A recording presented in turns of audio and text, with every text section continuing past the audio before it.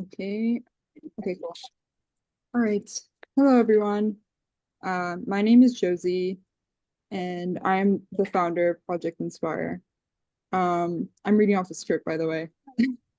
I'm so excited you are all here today, and I hope to see you at future meetings. Um, I want to briefly introduce our organization. Project Inspire is a resource open to everyone, but centered around supporting those with lived experiences of psychosis and/or voices, visions, and unusual beliefs, as well as supporting family members of those affected. We seek to connect students with the right care through campus partnerships and attempt to empower those affected to take pride in their experiences, helping overcome any feelings of shame and guilt. A part of our work around reducing negative, harmful, and ignorant perceptions of psychosis is through our educational outreach initiative, where we are planning on visiting Title I schools in Los Angeles, educating high schoolers about psychosis and voices. Additionally, we offer peer support and guest speaker events as a part of the education process and to provide community support and solidarity. The way that our organization is structured this spring is that every other week we will have guest speaker events, and the other weeks we will have peer support groups for those with lived experience and family members. And these will be two separate groups. All of our guest speaker seminars this spring will be in this room, and I'll drop the Slack link in the chat. You can join to find out when and where our peer support meetings will be held, which we're still figuring out. Before I pass the mic to Courtney, our events coordinator, who organized this, I want to end on my favorite quote by my role model, Albert Einstein. Reality is merely an illusion, albeit a very persistent one. All right, cool.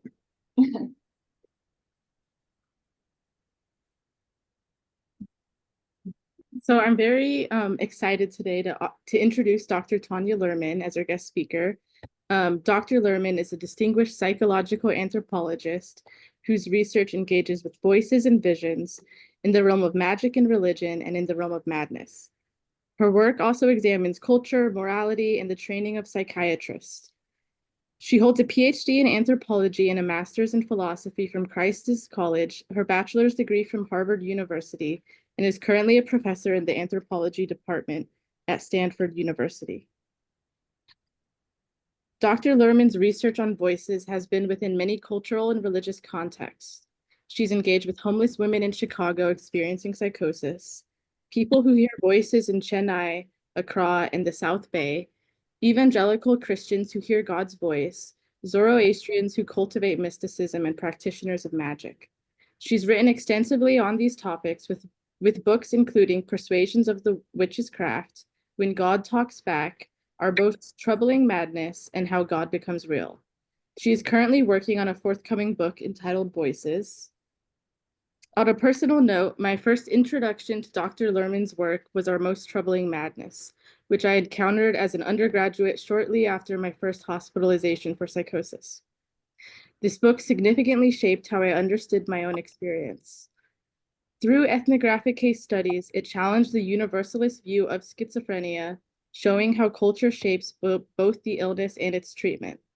What I found most helpful was how Dr. Luhrmann and Jocelyn Morrow very clearly outlined what we learned from these different sociocultural perceptions and treatments around schizophrenia and the impact of this on recovery.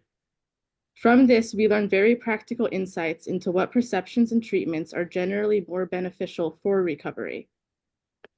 Please join me in welcoming Tanya Luhrmann. So it's great to be here. Can everybody hear me in the back? Yes. Yeah, okay. So I'm going to go ahead and share my screen. I should say that it's a little rough for me to hear you. So when you intervene, just make sure that you're catching my attention, because so there's something a little off on the audio. I'm going to talk through the way I talk about voices, to to a broad audience. You will all have sophistication with some of these phenomenological experiences that make you a particularly compelling group of people for me to talk to. So I'm really eager to hear what you have to say. And the basic argument that I make in this talk is that voices are real experiences. Madness is one of several pathways through which people come to have these experiences. All pathways respond to learning. And I think these experiences really teach us something about consciousness, which is that thoughts are things we feel, and our thoughts are full of people and commands. Sometimes this can be helpful, sometimes not so much. So when I introduce this concept, oops.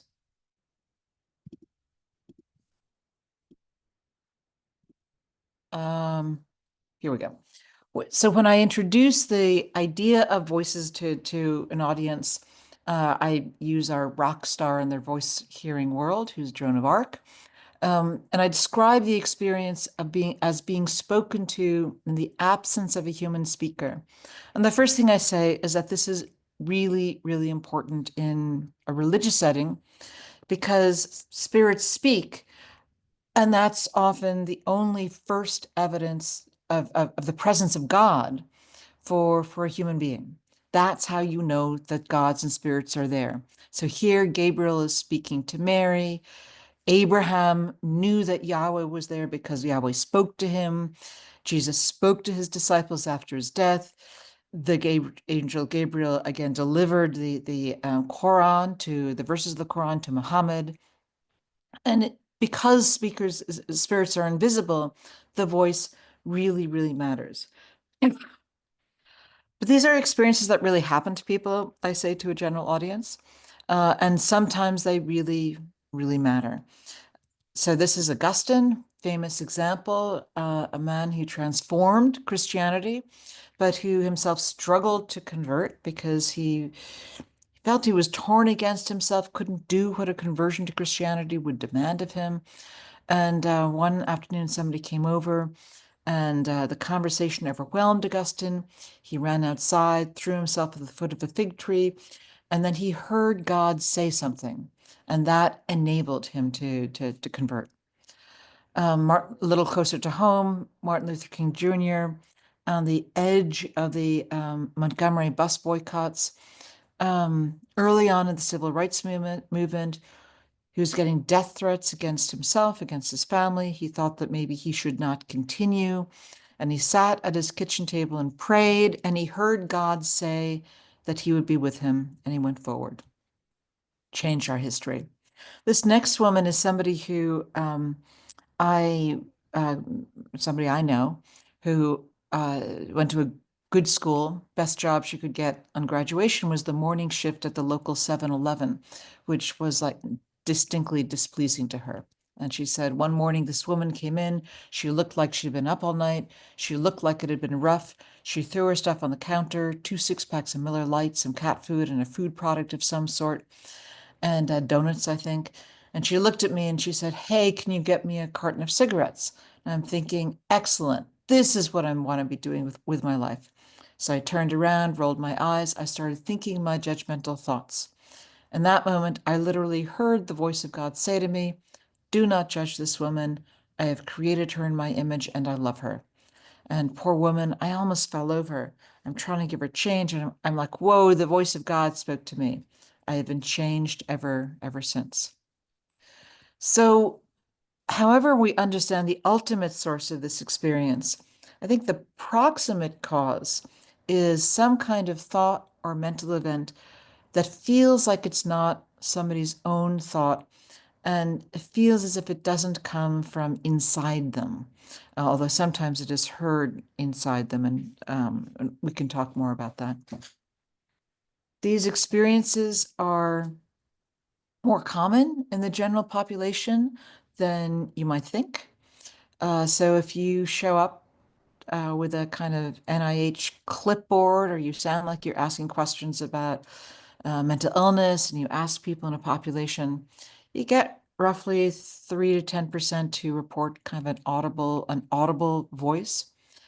When I talk to charismatic Christians, people who want an intense relationship with God, I get a rate of roughly 1 in 3 people has had an experience of a voice they could hear with their ears. And if you ask people in a kind of casual way, but with a story with a lot of detail, and you say, has anything like this ever happened to you? You get a rate of around 70%. So there's something that's really variable in the way that you ask these questions that shapes how people respond. And the basic experience is pretty darn common. Most people think of these experiences in this country as being associated with psychosis. As you know, the most difficult, troubling psychiatric illness could be described as schizophrenia. Voices could be described as its most characteristic symptom. With that condition, in general, these voices are more frequent. They have more words. They are more physical. People feel them on their body more. And they are often more mean than the voice hearing experiences of folks who do not meet criteria for a diagnosis. But it's recognizably the same kind of phenomenon. So some people have argued that all of these experiences, all voice hearing experiences, come from a continuum of psychosis. So that somebody who ends up in the hospital has a good dose of whatever psychosis is, and that somebody like Martin Luther King Jr. has maybe a little dollop. That's actually not my intuition. I think that there's the experience of hearing a voice is actually a more fundamental condition that arises out of the ordinary human relationship with the mind. And I'm going to try to make that case this afternoon. So I began to pay attention to odd experiences in the late 80s. I was studying people who these days you might call spiritual but not religious, in the form we'd call modern magic or witchcraft. I thought I was there to study belief and the standard Evans Pritchard kind of question: how do apparently reasonable people believe in apparently unreasonable beliefs? But it became pretty clear quite early that what really mattered to people is that they had vivid, powerful experiences of spirit, and that these experiences had something to do with learning. So people said to me, if you want to understand magic, you've got to practice. You have to do the rituals, and we'll teach you how to do this. And they said some people are just naturally better than other people. Is everything okay? Yeah, we just couldn't see your quote for a second and we wanted to see it. Oh, okay. And they would say that no matter where you are, no matter who you are, everybody who practices is going to learn something. And that kind of became this rabbit that I've been chasing for some decades now, trying to understand these unusual experiences and how to categorize them and where they come from and how they're shaped by culture. And I've been sort of following these two different pathways or two different domains of research: anthropology of religion, people who have these vivid experiences in the general population, and people who have psychosis. And I became interested in voices because folks with psychosis experience voices often, and religious people talk a lot about hearing God's voice. My method is I describe as comparative phenomenology. So I think of myself as in the tradition of William James's approach to phenomenology. I ask questions the way a clinician would ask questions, but I'm not presuming pathology. And increasingly, I've combined that method with surveys and with experimental work. So over the last couple of decades, I've talked to hundreds and hundreds of people, and well, I'll tell you what I learned. I think that there are three causal factors that I know play a role in the general population. I don't really have good data that, except for one of these factors, that they play a role in the experience of voices among persons who meet criteria for a serious psychotic disorder. So let me tell you about these, and then I'll shift.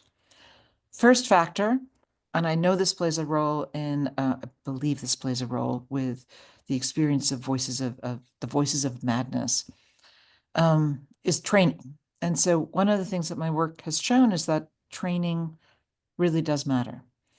So I'll talk about this by talking about evangelical Christians. Or the puppies? Okay. Um, so some years after I was writing this book about magic, I met this young blonde woman in California who told me that if I wanted to understand her God, I should have a cup of coffee with God. So I thought that was pretty interesting. And so I spent years in these churches. And these are churches in which people expect to have a back and forth conversation with God. And I was interested in how they did that. So I saw that a new evangelical comes to this church. And the first thing she has to learn is that the mind isn't truly private. The thoughts and images and sensations that somebody might have understood as their own are really God. And here's an example. So somebody has to learn to pick out these God voices from their own thoughts. And here's somebody who explains this to me. She said, when people were praying over me, I'm just receiving it. All but a sudden I hear, go to Kansas, which is where her parents live, because I was debating whether to Kansas, but I hadn't been thinking about it within a 24-hour period. It makes you want to say, where did that come from? Second, so they're picking ideas, picking kinds of thoughts out of their mind. Thoughts that are more spontaneous, thoughts that seem like the kind of thing that God would say. They're also learning to practice talking with God. And it looks like this for many people. Even when they're in a group of people, they have their eyes shut and they're doing something in their mind. And what they're doing is two things, more than two things, but at least two things. They are cultivating mental imagery. So people are trying to use their inner senses to have as vivid experience as they can of God. So they talk about sitting on a park bench and, in their mind, with God's arm around their shoulders in their mind, or just talking to God and listening for what God will say. And it's, and they're also just talking as if God is present. That's what the pastor says. Talk to God, and soon you will begin to you will begin to feel that God will show up. And people will say that you do this practice, and over time, what counts as God's voice, it somehow feels more vivid. Your mental images get more vivid. You have more of a sense that there's this other being present. And they say things like this. I recognize God's voice the way I recognize my mom's voice on the phone. These experiences are not supposed to be audible. So you can buy hundreds of books that tell you how to do this. And they more or less all say things like this. This is God's voice is just in the flow of your consciousness. So you just have to pick it out. But they will also say to me when I'm interviewing that they have audible experiences. And so here's this woman who says, the Lord spoke to me clearly in April or in April, like May or April, and I was getting really interested in the audibility issue. So I said, and she said to start a school, and I said, you heard this audibly? And she says, yeah. Were you alone? Yeah, I was just praying, and I heard start a school. And so, I was exploring that, and it did have a hearing quality to her. And so what we recently published, we did this, there have been different kinds of phases of work, but I did this big project that I'll tell you about in a second, where we look at people in 5 countries, And then we followed up and we talked to 2,000 people on this internet survey site. Well, it turns out that the minutes somebody prays per day actually predicts or means that it's associated with the number of vivid experiences of God that they report. And that includes hearing the voice of prayer, the voice of God. Although that there, when I'm looking at that, I'm combining God's voice in the mind and about God speaking out loud. But there's clearly something going on that suggests that these kinds of practices increase the amount of vivid experiences people report. You can get these experiences without God. So there's a corner of the internet with, I don't know, at least 30,000 people, some large number of people involved in these practices. And these are people who are tulpamancers, that's the human, and they're making an invisible being, which is the tulpa, and they are using the same techniques. They set out to do this without any metaphysical commitments. This is not supernatural. They think this is just a trick with your mind. And so the first thing they do is mental imagery cultivation. So they have a picture in their mind of what their tulpa looks like, and they start really vividly seeing that in their mind's eye and trying to look at the ears and the knee and the toe and the hand. This is somebody's representation of, I think it's his tulpa. The other thing they do is they just talk to their tulpa as if the tulpa is there. And just like the evangelicals, over time, they begin to develop the sense that there is this autonomous being who is really there, who talks to them in ways they are not controlling, and becomes sentient, feels as if they're alive. Okay, so that's the first causal factor. Training shapes these experiences. Second factor is absorption. You can make the case in the general population that some people are in fact better at having vivid experiences than others. So this is a scale. The whole scale has 34 items. I would give you the scale and say, is this sentence true for you? You need to put a true or false at the end of it. And so there are, so I do this work with a young colleague, Kara Weissman, who's very skilled at statistics. And we recently wrote a paper in which we were making the claim, this is a paper led by her, making the claim that we thought there were two underlying factors here. One, an interest in mental imagery, and the other is a willingness to, you could call it suspend disbelief, you could call it a willingness to immerse yourself in the experience, a willingness to kind of do that thing where you're watching a movie, a TV, or a show, and you just get so involved that you forget that it's not really real. It kind of feels real to you. And what I see again and again and again is that the more truths somebody marks on their absorption scale, the more vivid experiences they have, both the spiritual experiences, even if they're not religious, there's something that travels together there.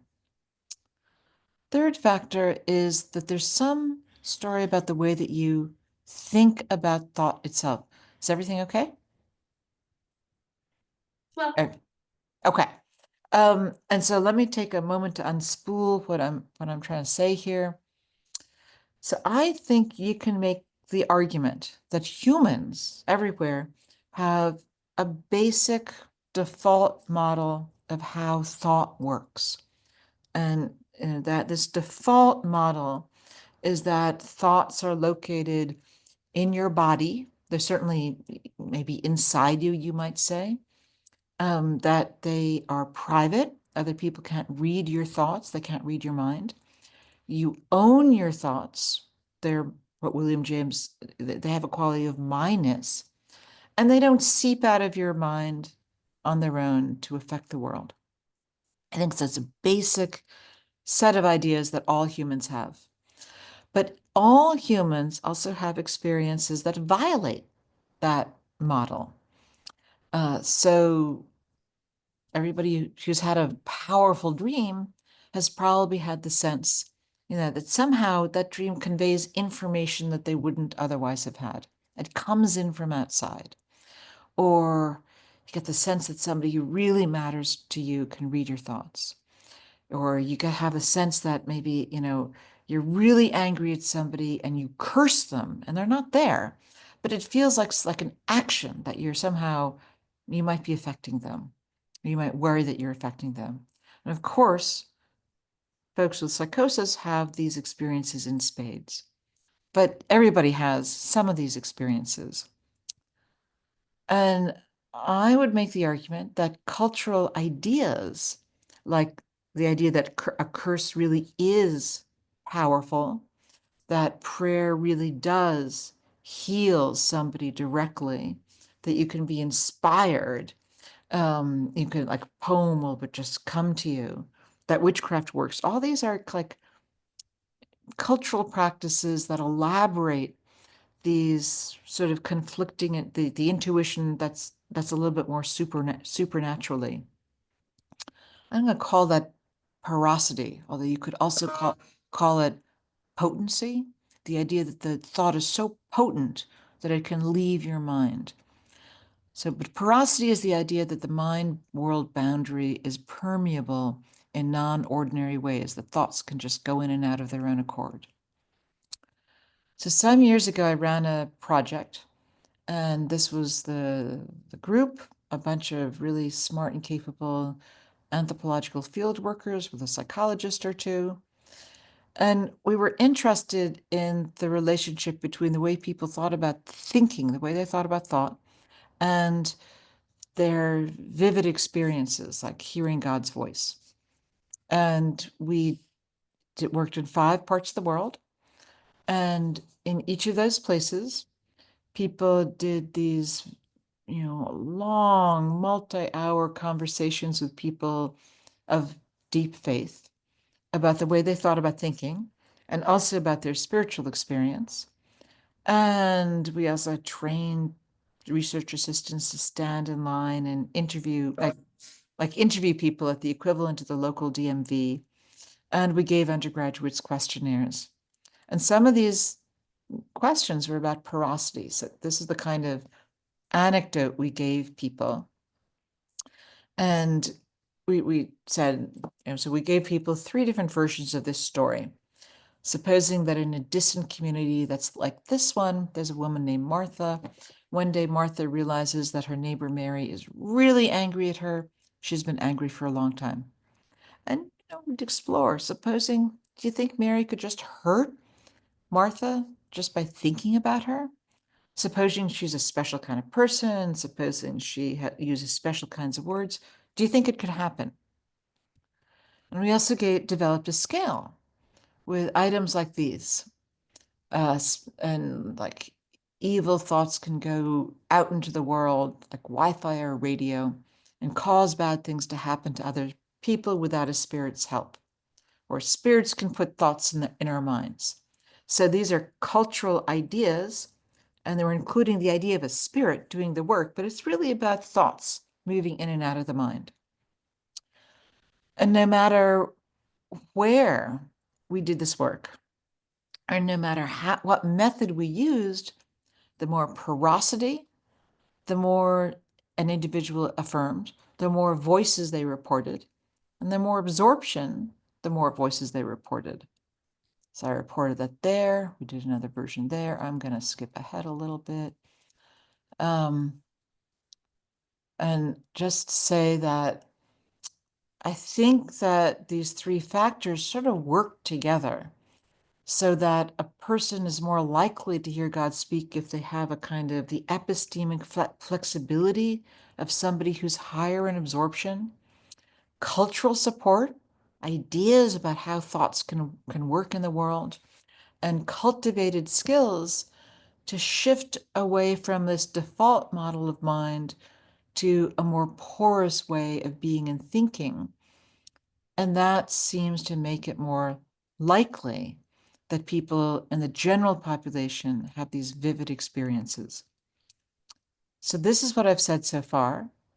that there's a story about practice, proclivity, and porosity that facilitates the experience of thought as not your own and not inside. So I think there's some kind of story about what I'll call a non-mad pathway. I use the word mad because the activists often prefer that word to psychotic, but I mean, I use them both kind of interchangeably.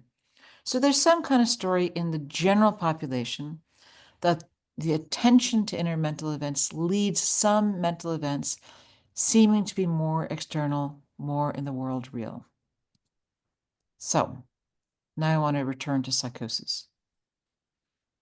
I think there are two things I can say about psychosis.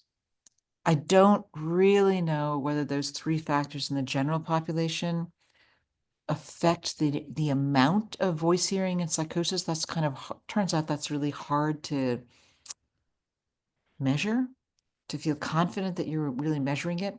But I do know this, that the voice content and valence shifts across cultural boundaries in a way that suggests that learning affects experience.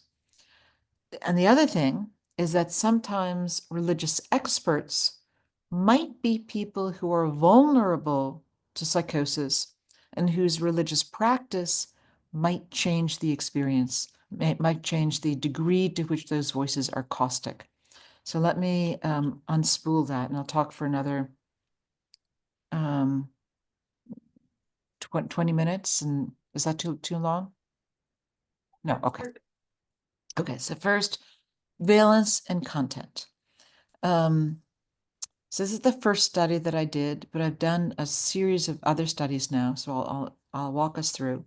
And this was done with colleagues in West Africa, Accra, and South India in Chennai, Tamil Nadu. And we interviewed 20 people in each of these three settings. And I can tell you more details, but I really tried to do it in a way that sort of meant that I wasn't just looking at what happens when a white person comes to a non-white world and does a bunch of interviews. All right, so everybody we talked to in this study, they met criteria for schizophrenia. In San Mateo and in India, people were not, in Chennai, they were not in the hospital. In Accra, they were, and they were a little younger in Accra. But some of the folks in Accra had been sick for a very long time. Okay, and I asked them a bunch of people and a bunch of questions about what did you experience? Tell you know, tell me about your voices. And I was really interested in, do you know who is speaking? Have you met them before?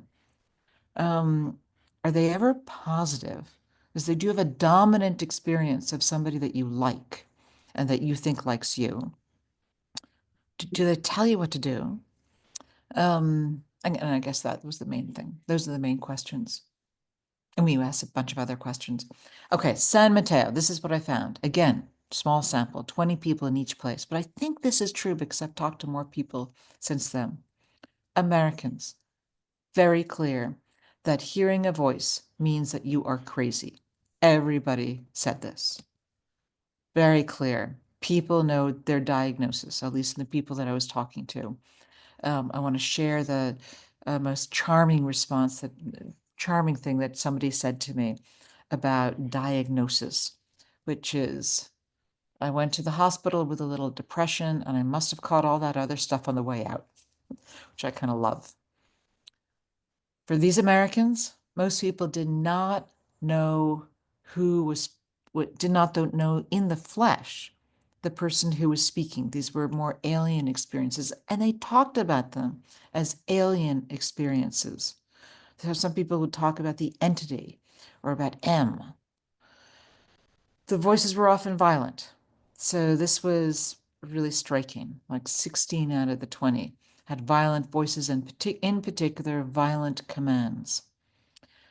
And not one American in this original experience said, in this original study, said that their dominant voice hearing experience, or said that they had a dominant voice hearing experience that was positive. Okay, Chennai. In Chennai, A lot of people heard their kin, so they knew who was speaking. They knew their mom, they knew their dad, they knew their sister. So there were people they knew who were invisibly present. These kin commanded, but what they commanded was often what I would call household things. Go to the kitchen, prepare food, don't smoke, don't drink. People often liked this, even when they were really annoying. People would say things like this one woman that just explained to me how annoying her mother was and said, do you ever have voices that you know you like or that seem to like you? And, oh yeah, I like my mother. You know, of course, she's my mom. I like to have her there. In this sample, it was seemed to be, I thought, my co-authors thought that the mean voices in Chennai were more likely to be sexually shaming. So it was as if the voice, somebody would hear a voice and it would come onto the bus with them. And in their experience, that their voice would tell everybody on the bus that they were masturbating.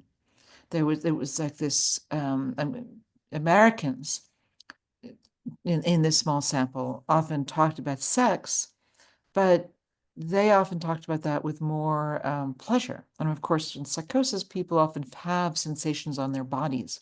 So it's not unusual to experience those as sex, but there's very different kind of valence. And I published that paper. The CRA, there were more people who were known than in the American sample. But what was really striking in Accra was that people heard God. Not everybody, but at least half the sample. And people were quite happy to say that God was who was protecting them in their difficulty. Their difficulty was that they were in the hospital, and God, this voice that they heard, was what helped them to function. People were pretty hesitant to talk in a crowd, to talk about negative experiences. They were more likely to treat those experiences like demons, and they wanted to signal that they weren't having those experiences, God protecting them from those experiences. So there's a story here about, I think, that resonates with some of the things I said before, which is that the way that you think about your mind matters. I think that this is my inference. I would say that in the US, the mind is supposed to be a private possession. People don't like other people in their space in the United States. Voices are more likely to be experienced as a violation, and people hate them. In Chennai, the mind is more imagined as a social process. People are more likely to experience their voices as kin. You seniors are supposed to know what juniors are thinking, and that really matters to the juniors. In Accra, it's a lot of invitation to think that some people have potent supernatural thoughts, and that unless you should really need protection from supernatural attack. And that's really part of what goes on when somebody starts having vivid experiences. They need somebody to protect them against these experiences. I think there's a story here about, I call it kindling. You're sort of slowly shaping the experience. My hypothesis, I should say that my dogs are going nuts behind me. I hope you can't hear that. But in any event, I think that when people begin to have their first psychotic episode, they probably have a wash of auditory and quasi-auditory experience. And my guess is that there are local cultural expectations about the way thought works. So I think that these early experiences often have a quality of thought-like stuff. These local ideas shape the way in which those early experiences are understood, and probably shapes the way they're interpreted over time, and they come to be real in different ways. Let me just share with you a little bit some more recent work. This is work from Kazan, a little south from, I think south from Moscow. This is a study I did with a former Stanford undergraduate who spoke fluent Russian, and what we found was that in these in this hospital, when people talked about these experiences, they were more likely to have folkloristic themes. They were more likely to do this kind of, wonderful, wild, animal rich kind of accounting of what their voices were. And their commands, everybody hears commands, except in Accra, people didn't talk about commands so much. These commands they talked a lot about household commands: mop the floor, don't look in the mirror, do this, do that. Shanghai, this is done with a former postdoctoral fellow. The striking thing about Shanghai is politics. People hearing Mao, they're hearing Chiang Kai-shek, they're hearing political operatives. That's like at least half the sample was rich with political examples. People felt that they were in some kind of, not everybody was in a spy novel, but there was all this political action. People were fighting against each other. That's what was the content of their voices. Chiang Mai, in Thailand, I've done this work with Julia Casanidi. It's coming out. The two striking observations about this work, again, 20 people in a hospital in Thailand. And the first thing is that people talk about wildness. They talk about things that are strange, that are uncontrolled, that there's like stuff, their voices in the forest, and has to do with tombs and searching for mushrooms, and there's something kind of there's something kind of uncontrolled and foresty and wild. And the second thing they talked about again and again was mindfulness. So that's a pretty culturally available idea in Thailand, Buddhist country. And people again and again spoke about, if only I had more sati, if only I had practiced my mindfulness, I wouldn't fall ill. And we thought that this was the place among these places where there's a dimension of phenomenological experience for people who hear the voices of psychosis, in which, this is the work of Joseph Parnas and Louis Sass, people, we think that the phenomenology can be explained in part by a feeling that the boundaries of the self are disturbed. And I thought in Thailand, where there's so much explicit focus on the mind, that's what people were talking about. They were experiencing that if they didn't control their mind, they didn't bound the barrier between the mind and the world, their sense of themselves, that's what gave rise to the voices. Okay. The big obvious difference in all this work is that in the US world, patients report many more violent commands. I don't know if that would really stand up in a very large sample, but it was certainly striking in this work. Okay, let me say one more thing. Talk about one more domain. All right, so this is the question of whether cultural practice alters the harshness of voices. So in Ghana, where I went as part of this big project, and I'd been there before, there are these religious experts sometimes called traditionalists, sometimes called Kongfu. They are people who talk with the gods, and this is a very Christian country, but even Christians will go to a Kongfu if they really need help. They're worried about being sick, or they're worried that there is something demonic after them. They'll go and consult with these people. These are people who live in a world of many gods, and they communicate with them through altars. This is kind of a practice that's pretty much like Bahia, Candomblé, Voodoo, Santeria. There's kind of a high god, and then there are like important gods, and then there are littler gods from who live in rivers and trees, and then there are a bunch of your dead relatives. And people will be called by a god, and then they've got to go and learn how to talk to the gods. And this is what I would call this a cultural model. A lot of people talk about this. And this is the way that it's supposed to work. So the god who becomes a religious expert in a kung fu, they are called by the gods usually in their late teens, early 20s, around the time when if somebody's going to develop schizophrenia, they will often have their first psychotic episode. When the person is called, they have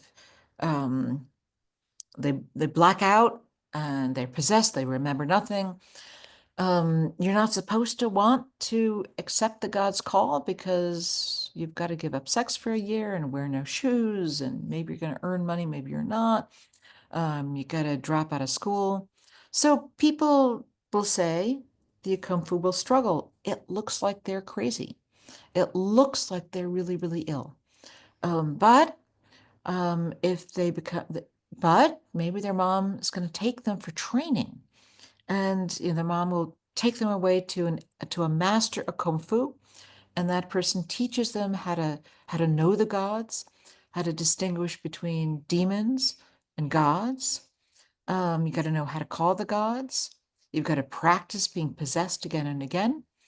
After a year or two of practice, you're supposed to at least tolerate the gods. You might fear them, but some people said you're supposed to love them. And people are very clear that if you don't accept the call, you will go mad. And I met a couple of people in the local hospital, actually 3 people, who had been called by the gods and had not said yes. So this is a world that I was studying. This is our team in Ghana. And they had already interviewed 18 people, but half of them are Kung Fu and half of them serious Christians. And they talked to like 80 people, and they select and they would say things. Have you ever heard somebody ever hear the gods speak out loud once a week or more often? And it turned out that a lot of people didn't have that experience. So a lot of the people who are talking to the gods as a kung fu, God is not talking to them audibly. But there were 18 people who did. And I went over and I spent, another hour or two talking to people. And sometimes I talked a lot to people. And so I would do a rich kind of phenomenology of their experience. And then I played a track. And I forgot to ask, um, maybe I won't play this, but I had this track, this 40-second track that was made by Pat Deegan to represent the experience of hearing voices. And she is a psychologist who has met criteria for schizophrenia. And she made the track to represent the variety of voice hearing experience that people have. And the track that I pulled out was about 45 seconds. And it started with a seductive voice, but there was a lot of whispering, a lot of psh, psh, psh, psh, psh, psh, psh. And then there was a pretty mean voice, and it ends with, there's the mean voice saying, "Don't touch that, don't touch that." And then like then the mean voice says, you look into their eyes, and their eyes tell you that you are disgusting. Don't touch that, stop. So then I played that track for people, and I said, is that your experience? Is that what the gods sound like to you? And and I thought that there were at least 2 kinds of people. Actually, I thought there were 4 kinds of people, but there were at least 2 kinds of people, even in this group of 18 people who said they'd heard God speak out loud once a week or more often. There were people who clearly just liked the idea of being in a kung fu. Maybe their mom was in a kung fu, or they decided to learn to be in a kung fu. They didn't have a lot of auditory experience. They didn't have negative auditory experience. They and when they listened to the track, they thought it sounded, they'd never heard anything like that. But there were a bunch of people. It's hard to be confident. One person certainly, and maybe up to 6 people, where there was a lot of auditory experience. They had a lot of auditory negative experience even now. They recognized the track as being something that sounded like their voices. And they also said that when they talked about being called by the gods, they were really pretty persuasive, that they sounded pretty psychotic during that period of their life. And they all said that going through this practice had really helped them to rein in their voices, had made their voices sound less caustic, less harsh, and they felt they had more control. So I published that there. I did another study with somebody from UCLA who on mediums or psychics, and I saw something pretty similar. So we spoke to 25 people and asked them about their experience, and there were clearly some people who just loved the idea of spirit mediumship, and they read up on it, and they joined a group, and they learned how to do it, and they were talking to the dead. And there were other people who clearly were hearing voices before they came across the idea of spirit mediumship, and their ideas about, their experience didn't really quite match the ideas of the spirit mediumship, but they used the spirit mediumship ideas to interpret their experience, and they were pretty clear that these practices had helped them get more control over their experiences. So I just wanted to, I can't prove that these cultural practices change the voice hearing experiences of persons with psychosis. But it seems like it's an invitation, and it seems resonant with a kind of hearing voices kind of approach to thinking about voice hearing. The way that you imagine the voice changes the experience of the voice. And in fact, the Kung Fu folks, they, um, they as they talked about what they were doing, it sounded a little bit like the hearing voices practices. Like, you recognize the voice, who's speaking, you develop a relationship with who's speaking, and you persuade them to be kinder. So let me just end by saying that the broader point is that everyone can learn to experience some thoughts as not their own and not inside of them. And that suggests that we have a relationship with our minds that can help us to experience a good invisible other as being present. You can develop that into an inner coach with a kind of a sensory presence. And that suggests that sometimes voices are evidence of madness, but they're also evidence of the human capacity to heal oneself from within. So let me stop that sharing now, and I'd love to hear what you have to say.